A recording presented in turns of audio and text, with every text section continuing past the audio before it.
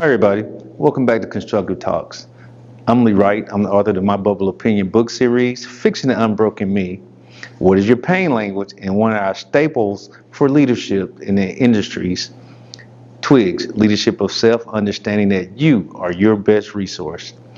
Now, we've been talking about the pain language for quite a while now. A lot of things have developed from the pain language. 16 considered dialects, which we covered, a workbook, wall affirmation, quite a few other things as well. It's a nice sized team working on this proofreading and to try to bring, a pretty decent product so you can have to help inspire you to know that you're never broken and that you are your own best resource. And you know the deal, you are always the nucleus of your universe. So read the description below. Like and subscribe and share. And most of all, allow yourself to take those baby steps that will bring you closer to understanding your self-dialogue when you participate in that language of self-love as a fluent expression. Thank you.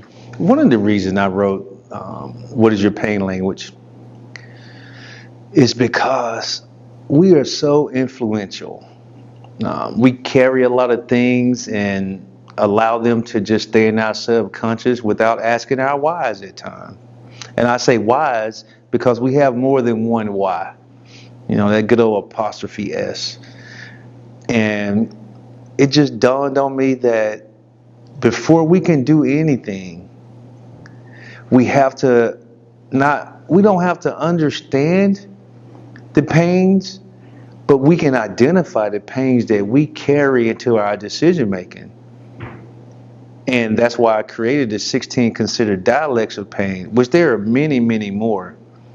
But I wanted to write that so as we do take those challenges, as we do pass on beliefs, we understand that doing those things with underlying pain connected to them is probably a different alternative.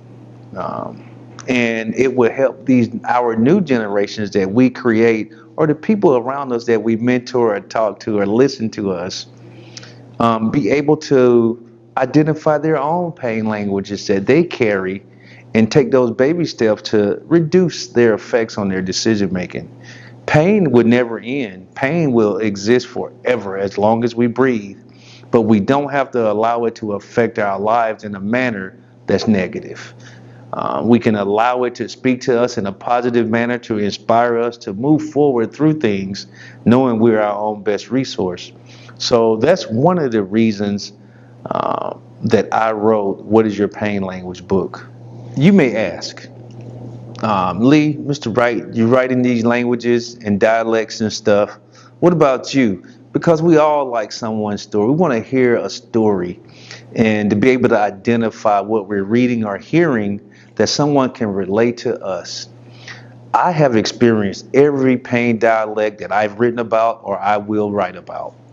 Not only as I discovered they are a part of my life or were a part of my life, but to let everyone know, hey, you know what? You are not alone. We all deal with pain each day. And understand, like I always say, pain isn't always painful. Pain doesn't start out as pain most of the time. It could be a frustration. It could be a state of confusion. It could be a belief, you see? But it grows into being a pain that affects our decision making and our joy from within as well. So I identify with all of them. They've all affected me in some shape, form, or fashion in my life. But one of the unique things I've done is allow myself to have that good, positive self-dialogue, to allow the pains to become my power. Just to share as well, I'm going to always share my experiences the best way I can, and the best way I know I can articulate them to be able to have a conversation.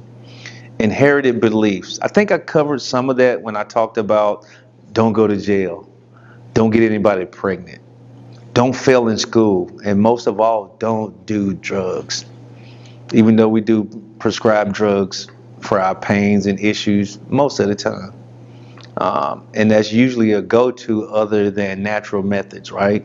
So I think our societies have allow drugs to be a staple of our dealing with things or working through pains and actual aches or illnesses. Synthetic drugs are the go-to. And that's one of the things I talk about, that self-love, is that identify those things that you may have to do rather, to do those natural things that bring you closer not only to yourself, but make your life a better experience. Make it a little longer in the process maybe. But yeah, those beliefs, I'm trying to think. Prove yourself is one of those beliefs that I had that was required in order to belong or feel that you are making it in this society, in your life, amongst your families, amongst your friends, in your workplace. Prove yourself. Prove yourself above all means. Show them. Is one way folks choose to prove themselves. Work hard overnight. Sacrifice time with family. Sacrifice time with self-meditation. Sacrifice your well-being to prove yourself. Yes, prove yourself. That's one of the beliefs that I guess I took along for a long time. Do I see it as much now in my life? No, because I'm not trying to prove anything. I'm just doing what my inner voice asks and requests of me to do. Share, expound, give people considerations to take from different perspectives, and let them know that they are not alone. Let them know that they are the nucleus of their space and you are rooting for them. And I'm rooting for each and every one of you to build a relationship closer to yourself with that fluid expression of love, self-love. Self-love. What do you do to show yourself you love you?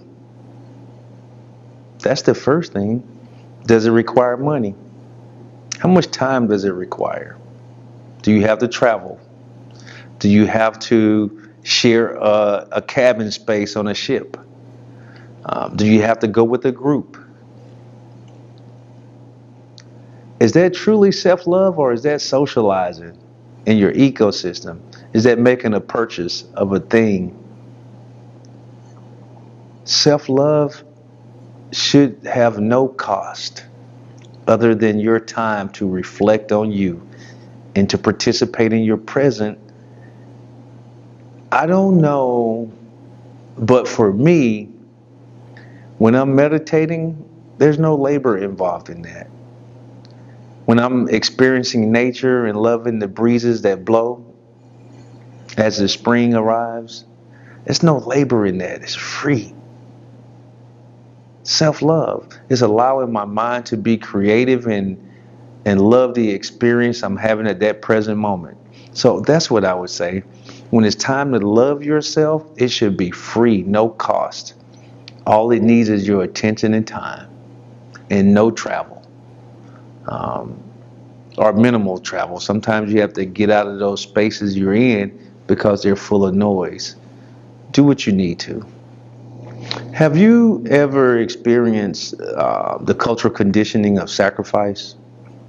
No matter what, sacrifice and hope that you will be appreciated, or hope that you will be known as good on your deathbed, or after at your funeral service.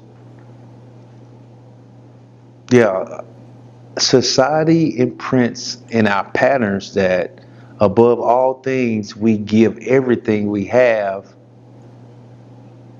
to everything but ourselves. That our needs are minimized, the importance of our needs are minimized, because it's all about giving. It's all about sacrifice. I think that's the best word I could say. Sacrifice of self. Look at society.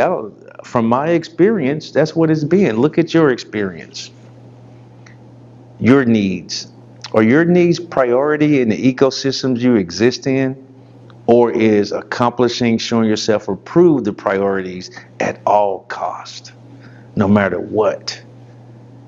And they root for you. You can do it. You can sacrifice a little more each day to give to those who need that energy to make their lives better. some of the times we have to realize that we can't give if we don't give to ourselves first. We're not even going to have the energy to give to anything else, even if it deserves it or not. Yeah, sacrifice of self. Your needs are reduced to your actions for others. Your needs are priority in your life. In order for you to give love, to give caring and empathy, you have to revive. What did we kind of mentioned that a second ago, that self-love as a fluent expression. Those getaways of the mind in the area without labor allows you to replenish your energy so your needs are taken care of immediately, and then you can distribute your energy as you have say so in. So as I've said before, what is your pain language is the workbook for fixing the unbroken me in my Bubble Opinion book series. It was asked several times, okay, Lee, Mr. Wright, how do I implement this in my life, or what guides do I use to be able to use what you've written in My Bubble Opinion and be able to understand that I am not broken like you stated and you've shown in fixing the unbroken me. So I created What is Your Pain Language? To identify those things that we carry, but also have that workbook in there where you can get along, you get your pen out and write your narrative. You get a pen out and have say so. You get that pen out and you start to have inner peace that you can have that fluid dialect with a little bit more each day. Those baby steps. So that is the primary purpose of What is Your Pain Language, to support those two book projects. And I hope you like it. If you hadn't read My Bubble Opinion yet, hey, read the description below. Also, you know the deal. Like, share.